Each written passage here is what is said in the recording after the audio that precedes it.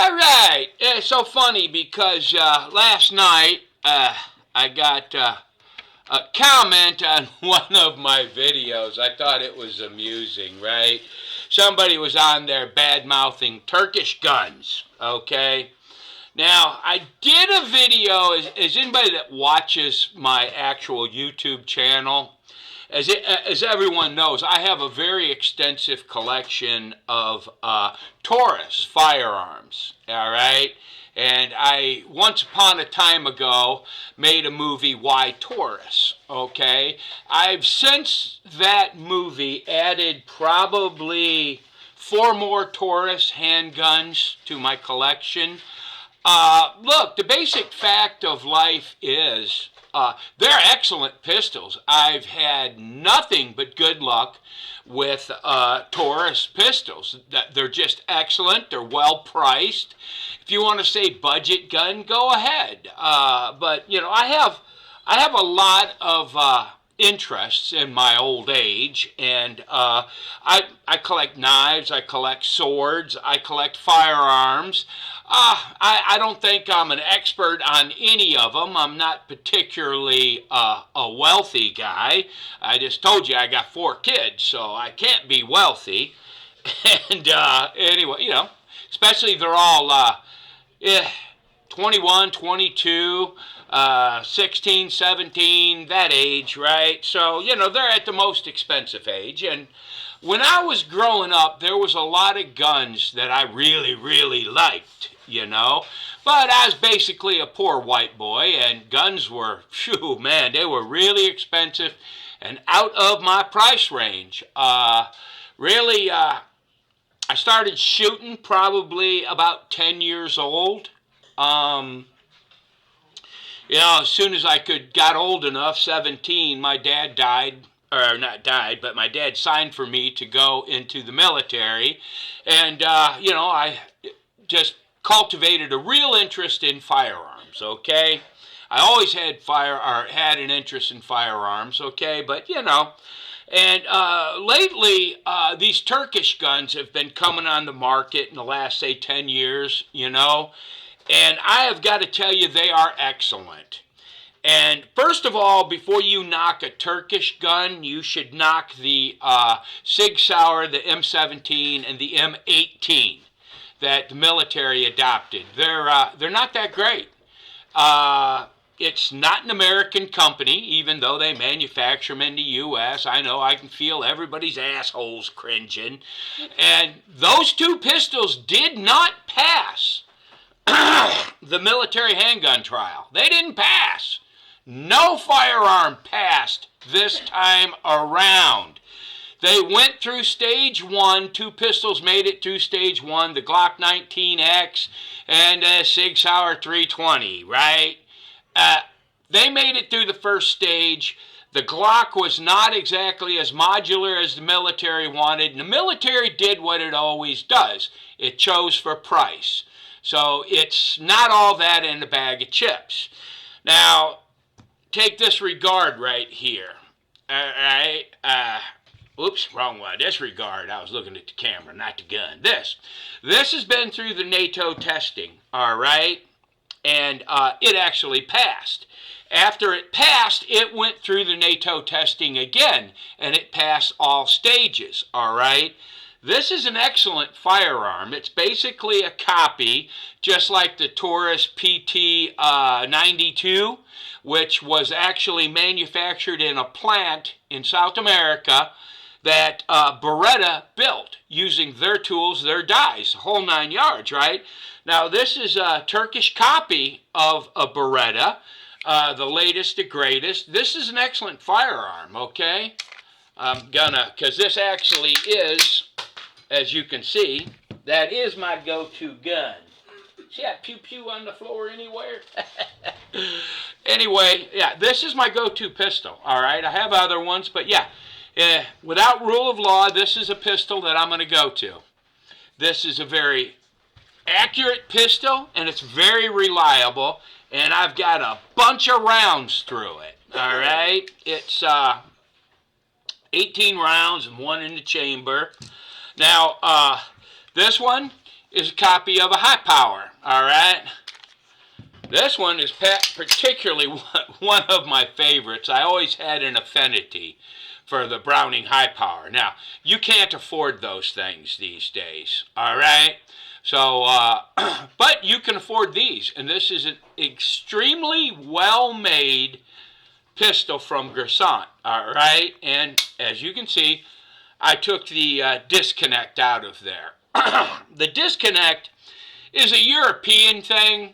It keeps people from dropping their magazines into the dirt like Americans want to do, you know?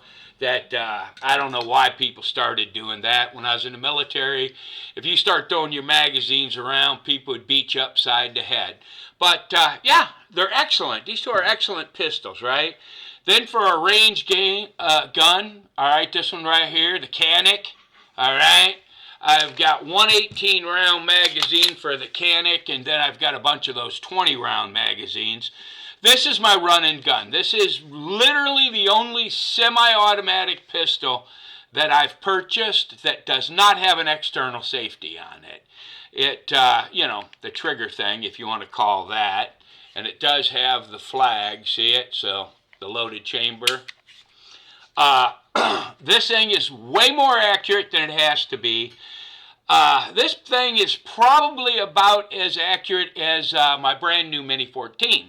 It's a 185 series, right? So, these things were great. Now, I wanted to get into the, let me move this over here, right? I wanted to get into the 2011, and I wanted to carry a 2011 because the 1911 is, hold on.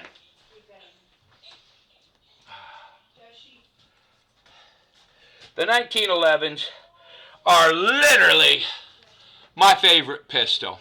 It's the most reliable pistol on the market. It's probably the most famous semi-automatic pistol, if you're an American anyway.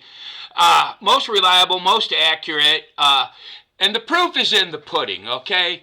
This puppy is well over 100 years old, and it seems like every company in the world is making a 1911.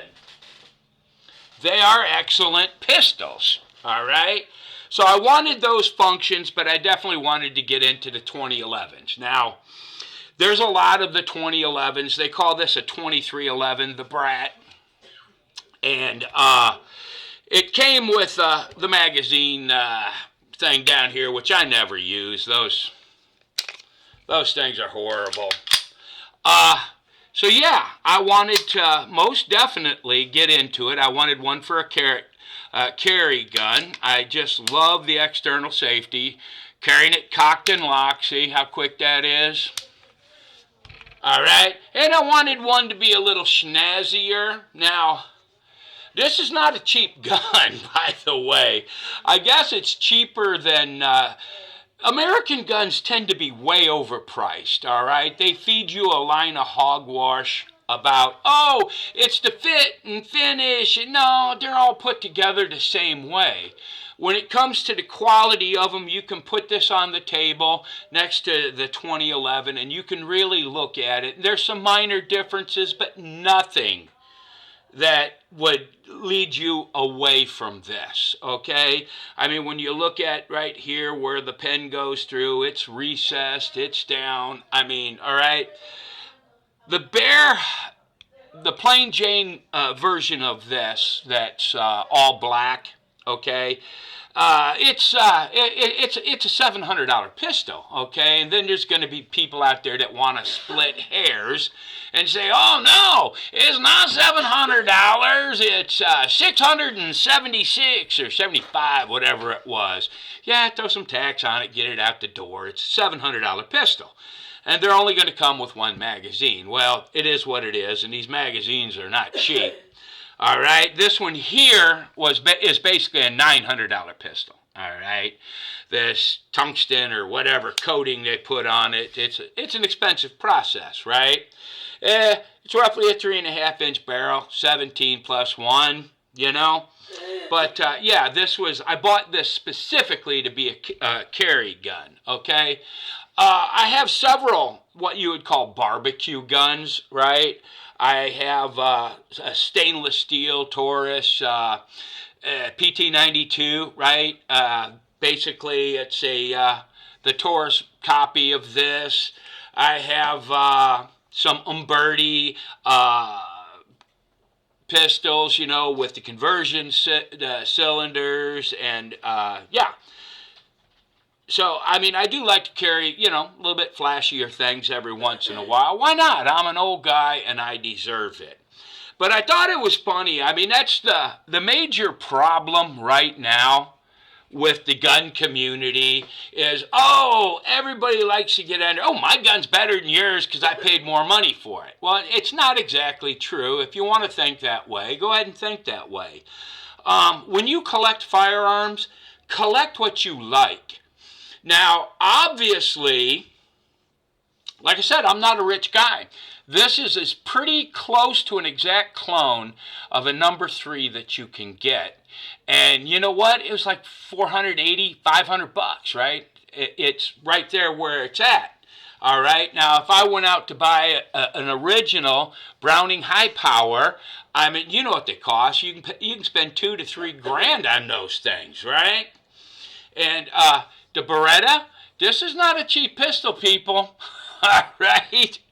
The Beretta was, I think, 120. The Bear Beretta was $120 better than this. Okay.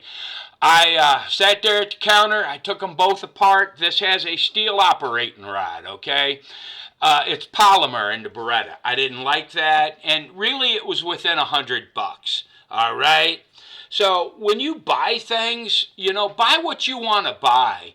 There's always going to be haters out there, and let's face it, the guys making the videos, they get what's called a T&E gun, test and evaluation, okay? So, I mean, they're going to tell you, that doesn't matter, I'm going to be honest. No, they're not honest, because if you say you get a SIG, put it on your desk, and you call it a piece of crap, Sig Sauer will never give you another T&E gun. You know that for a fact. Okay? I mean, that's just the way this is. They hyper-inflate the price of these pistols because you got the gun channels that get out there, and they're good at their job. I watch them all the time. But yeah, they always get out there and say, bargain this, bargain that, entry level this, entry level that. Case in point is when you're talking about the AR-15s anymore, okay? Man, most of the AR-15s sold anymore are garbage rods. You can pick them up for under $400 now. I mean, you really think that's going to be a quality firearm? The one thing that I can tell you about these guns that I've been buying from Turkey lately is the quality is excellent. And the quality on a lot of them far surpasses a lot of the American firearms that I have, okay? And it is that. And if you're just getting a collection together to go to the range and shoot, far be it from me to judge what anybody wants to buy. If you want to buy, a Staccato for $2,000 or $2,400, whatever, and you have the money to do that, by far, go ahead and do it. But I promise you, when you're standing on the range next to me, you're not going to shoot any better than I shoot. You'll have a gun that, in your mind, you think is fancier. It may or may not be, but when you really take the time to stand there at the gun store and you look at these and you tear them down, all right? I kind of get an extra privilege at the gun store because I buy a lot of guns. So they'll let me do things they're not going to let a normal customer do, right? Just because, like I buy guns, okay? But, yeah, I mean, I wanted something to look like this. I wanted the function, absolutely, of a 1911, so that left me with the 2011s, right? Well, I like how that camera just focuses and stuff. But yeah, I mean, it's like, I make videos and put them online because I like to. It doesn't matter. And but yeah, the gun industry is one thing that we need to work on. That we need to work on acceptance. All right. If a guy puts a gun on, I've seen guys that will put a gun online, and yeah, it's not the best in the world, but he'll have it leaning next to a crib, and it's like he's a young father. All right, this is the best he can afford. And guys from the gun community will get on there and start talking smack. And I've learned another thing, too, that a lot of the guys that get on there and talk smack, when you go to their page, they don't have a firearm on that page that belongs to them. They repost a bunch of other stuff and pictures from this, pictures from that. And if you call them on it and say, well, show me what you have. Oh, I'm not going to out myself. Come on. You filled out a 4473. The government knows where you are and what you have. But yeah, I just thought it was funny because I put this on there and I called it a Kansas City pimp gun, right? Because that's what he called it. I thought it was hysterical, but you know, in the end, there is a deeper laying problem with the gun community. And you know, you can't tell anybody what to think and what to collect. I like to collect, the guns that I display on the wall are all older military guns, right? Then pistols that I buy to carry and to shoot. Like, I don't display my revolvers on the wall. They just don't hang right, and I don't like the way they look, right, on the wall. But the semi-automatics, you know, I really enjoy mounting them on the wall with swords and knives and all that good stuff, right? But it's like if a guy can only afford to buy a $200 pistol or a high point and he gets online and he's bragging about his high point, cut him some slack. Tell him it's nice. It doesn't cost you anything to be polite. I mean, you know, it's a common sense thing, right? It's like generally Christians. I happen to be a Christian, but most Christians are not particularly nice people, all right? And that's just the thing of it. But I thought it was funny because the guy is like, he's knocking Turkish guns, all right? And my experience with guns from Turkey is they're excellent, all right? Let me see. This right here, I had one failure to feed so far with it. And that was when it was brand spanking new, and actually I was running, the white box, right? Winchester white box, 115s through it. And this one has never had a malfunction. This one has never had a malfunction. This one has never had a malfunction. And I've got several thousand rounds through these things. I'm several thousand rounds, not like I was counting. But yeah, if you're thinking that a gun is no good because it comes from Turkey or from Brazil or from Italy, those are your own prejudice. It's not exactly true. And remember what I said about the Sig Sauer. It only made it through the first level of testing. And then they made their choice. It never got to what I call the destruction test, where they run 10,000 rounds through it. Never made it. All right? And the military adopted it because it was cheap. But as far as Turkish guns, you know, whatever your opinion is, you're entitled to it. But I can tell you for experience, you can see here on the table that I own a few of them, these things are excellent. They shoot well, they're accurate, they're reliable, they're well made. Other than that, you know, everybody God bless, and y'all do your own thing. What? Wait. Uh-oh. If you're my pimp. Oh, yeah. Does that make me your hoe? Oh, wait. No. And on that note, thanks for ruining it, Butter. Sorry. That's Oh, anyway, God bless people. Bye-bye.